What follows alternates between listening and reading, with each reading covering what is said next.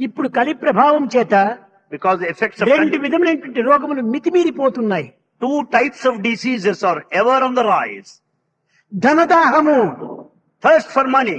ఈ సిటీలో పోతే ఎక్కడ చూసినా ఒకే రష్ గా ఉంటుంటారు. ఇక్కడ పోయే కారు, అక్కడ పోయే కారు, ఇక్కడ పోయే మనిషి, అక్కడ పోయే మనిషి, అంతా business.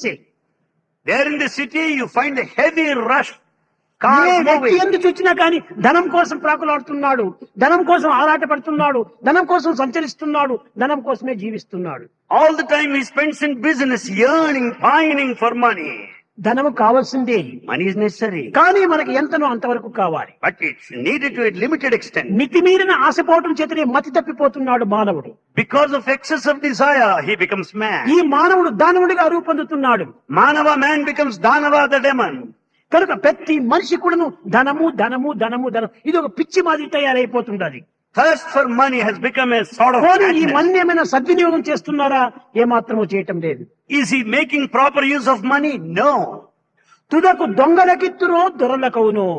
Whether it is going to be taken away by thieves or somebody else, ధనమును ఆశించు, ఆ ధనమును సద్వినియోగం గావించు. earn money and make proper use of సమాజం it. నుంచి పొందినటువంటి నీ ధనమును సమాజానికే ఉపయోగించు. Having received money from the society, make use of it. for అది society.